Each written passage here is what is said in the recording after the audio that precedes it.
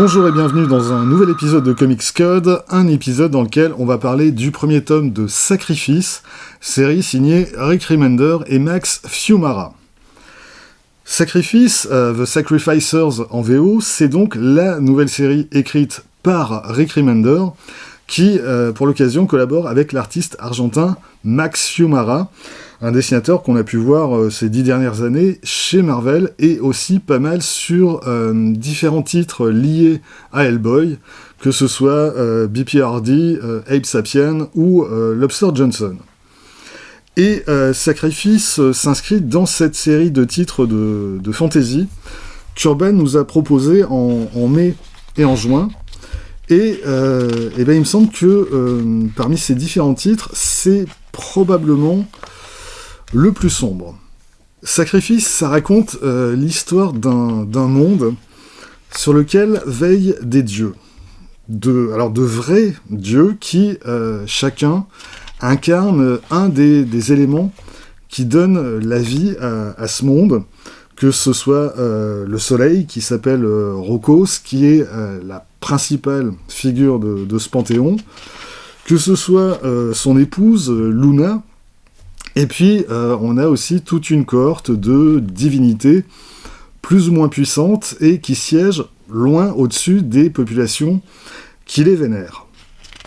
Et effectivement, l'ensemble de la population de ce monde doit à ces dieux sa vie, sa prospérité, le fait que les récoltes soient bonnes et que des catastrophes s'abattent pas sur eux.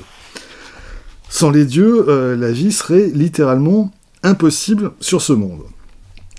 Mais, parce que il y a un mais, et c'est pas un petit mais.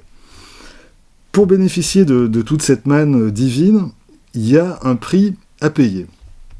À chaque cycle, les dieux demandent un sacrifice.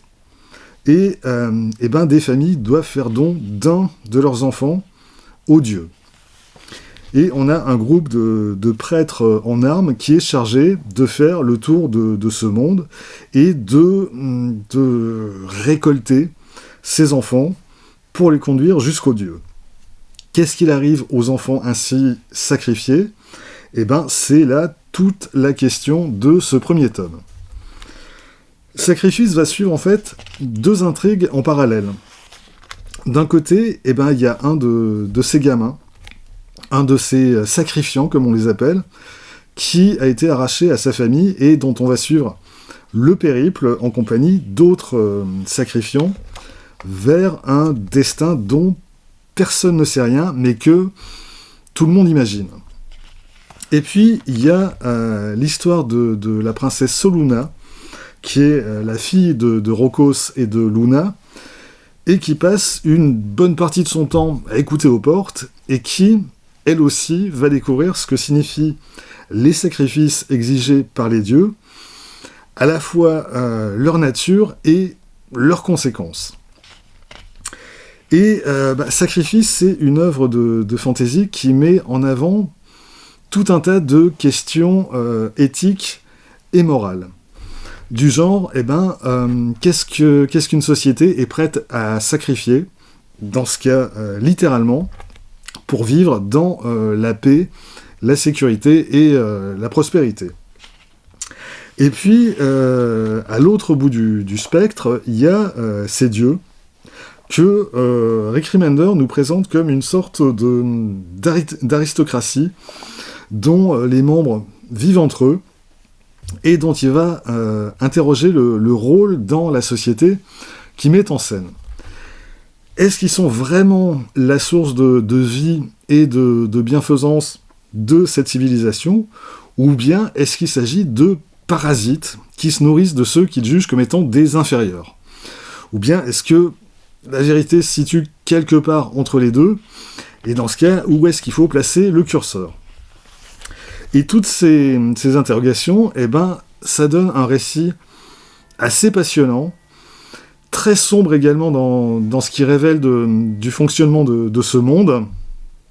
Et puis, il y a le travail de Max Fiumara au dessin, que je trouve assez extraordinaire. parce que déjà, la personnalité de chacun des personnages transpire à travers son dessin et la manière dont il est représenté. Et puis, les pages qui mettent en scène le monde des dieux, elles montrent un faste et une opulence omniprésent. C'est incroyablement beau et riche. Et à l'inverse, quand on suit le périple des sacrifiants, dans un cadre crasseux et misérable au possible, vraiment là, on a mal pour eux. Alors au passage, il faut également souligner le travail quand même assez remarquable aux couleurs de Dave McCaig, des couleurs qui viennent vraiment appuyer les sensations et les émotions que font naître les dessins de Fiumara. Bref, graphiquement c'est assez sublime, et Fiumara parvient à donner une vision assez unique de cet univers. D'ailleurs, c'est intéressant de regarder les variant covers qui sont réunis à la fin du volume, qui sont signés par... on a quand même un paquet de beau monde. On a Tula Lotay, Jenny Frison, Matteo Scalera, Nick Klein et d'autres, et qui, quasiment tous, réalisent vraiment de très belles choses. Mais il me semble que aucun parvient à vraiment retranscrire la spécificité de cet univers et de ses personnages tels que Max Fiumara les dessine. Et puis, un truc aussi que je m'explique pas vraiment, mais que j'ai ressenti en regardant ces planches, et certaines d'entre elles, ça m'a fait penser parfois à du Casa. Alors, pas vraiment au niveau du trait. Fiumara et Casa ont quand même des styles qui sont vraiment très différents, mais plutôt au niveau des textures, les corps, les visages, parfois les décors aussi. C'est peut-être juste moi qui me fais des idées, mais à la lecture, ça m'a quand même frappé à plusieurs reprises. Alors, au terme de ce premier tome, sans rien révéler, on a une situation qui est très différente de celle qu'elle était au début de l'histoire. Ça promet un deuxième tome qui devrait être du coup très différent de celui-ci.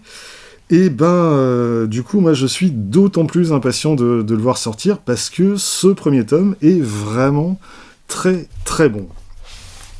Sacrifice est donc paru dans la collection Urban, 176 pages, format 21 par 32 cm. La traduction, elle est signée Benjamin Rivière, et il est vendu 20 €. Voilà, c'est tout pour aujourd'hui. Rendez-vous très vite pour la suite. D'ici là, vous pouvez vous abonner à cette chaîne, laisser un commentaire, partager cette vidéo sur les réseaux sociaux. Vous pouvez aussi retrouver les lectures de Quack Kent et de Bad Quack sur Instagram, avoir ainsi un aperçu du thème des prochaines vidéos. Et vous pouvez surtout lire des comics. Soyez sages et à bientôt.